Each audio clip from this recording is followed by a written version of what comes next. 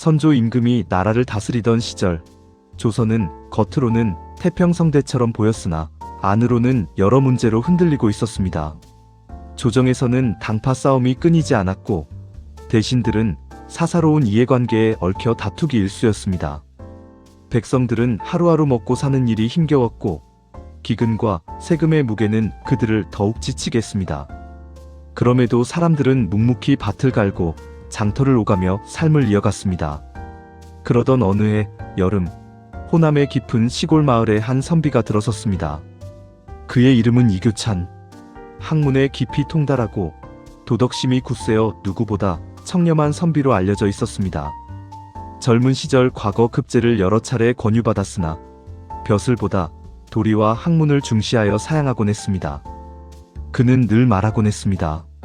참된 선비는 권세가 아니라 도리를 따르는 법.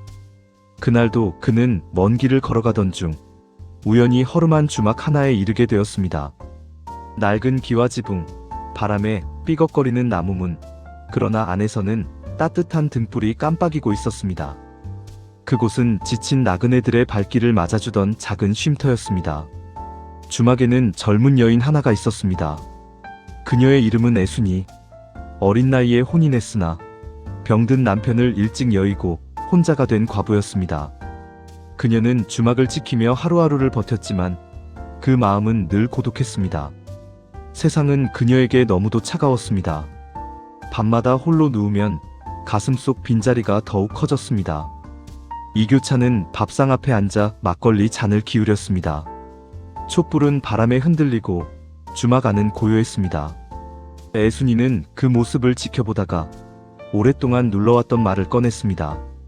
대감, 저는 너무도 외롭습니다. 젊은 나이에 남편을 여의고 따뜻한 정을 느낀 적이 없사옵니다. 부디 하룻밤만이라도 저의 간청을 들어주시겠습니까? 그녀의 목소리는 떨렸고 눈빛은 간절했습니다. 그 순간 주막의 시간은 멈춘 듯 했습니다. 그러나 이교찬은 술잔을 내려놓고 단호히 말했습니다. 여인네요. 나는 돌을 좇는 선비라. 욕정에 흔들려 절개를 더럽힐 수 없네. 그대의 심정을 모르는 바 아니나 언행을 삼가시게. 그의 말은 점잖았지만 애순이의 가슴에는 날카로운 칼처럼 꽂혔습니다. 그녀는 얼굴이 붉어졌고 심장은 터질 듯 뛰었습니다. 그녀의 눈가에는 눈물이 맺혔습니다. 그날 밤 애순이는 주막 뒤로 나가 목숨을 끊었습니다. 차가운 달빛 아래 그녀의 마지막 외침이 울려 퍼졌습니다. 내 이치욕을 원귀가 되어서라도 반드시 갚으리라. 그리하여 그녀는 원귀가 되어 세상을 떠돌게 되었습니다. 1년 뒤 임진왜란이 발발했습니다. 왜군은 파도처럼 밀려왔고 조선은 전란에 휩싸였습니다. 백성들은 각지에서 의병을 일으켜 나라를 지키려 했습니다. 이교찬 또한 의병장이 되어 마을 사람들을 이끌었습니다. 그는 군사들에게 외쳤습니다. 이 강을 넘어오지 못하게 하면 승산이 있다. 모두 굳건히 버티라. 강 건너의 왜군은 수적으로 우세했지만 강물은 깊고 거셌습니다. 그들은 건너오지 못하고 머뭇거렸습니다. 희망이 보이는 듯 했습니다. 그러나 그 순간 안개 속에서 흰 형체가 나타났습니다. 흰 소복 차림의 여인이었습니다. 그녀는 바로 주모 애순이의 원귀였습니다. 그녀는 치마를 무릎까지 걷어 올리고 강의 가장 낮은 여울을 따라 걸었습니다. 강물은 그녀를 막지 못했고 마치 길이 열린 듯 잔잔히 갈라졌습니다. 의병들은 공포에 질렸습니다.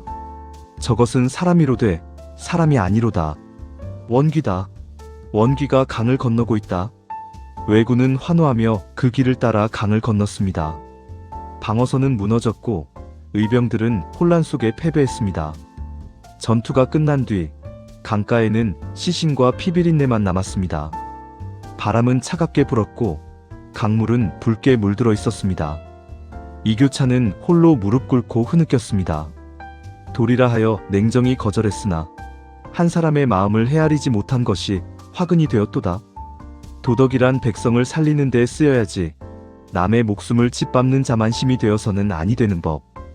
그의 목소리는 슬픔과 후회로 가득 차 있었습니다. 사람들은 이 이야기를 두려움 섞인 목소리로 전했습니다. 한 여인의 원한이 강을 건너게 하고 전투를 무너뜨렸다고. 그리하여 이 이야기는 후세의 원귀의 다리라 불리게 되었습니다. 이 전설은 단순한 귀신 이야기로만 전해지지 않았습니다. 사람들은 이 이야기를 통해 도리와 인정 사이에서 무엇이 참으로 옳은가를 물었습니다. 절개와 자만은 때로 비극을 부르고 인정과 자비야말로 진정한 도리를 완성한다는 것을 깨달았습니다. 오늘날까지도 사람들은 강가에 서서 속삭입니다. 그날 원귀가 건넌 여울이 바로 이곳이 아니겠는가. 안개 낀 새벽 혹은 달 밝은 밤이면 사람들은 그 강을 바라보며 등골이 서늘해진다고 합니다. 그러나 이 이야기는 단순한 공포담이 아닙니다. 인간의 마음을 살피지 못한 채 오직 도리만을 내세우는 것은 때로는 가장 큰 비극을 부른다는 교훈이 담겨 있습니다.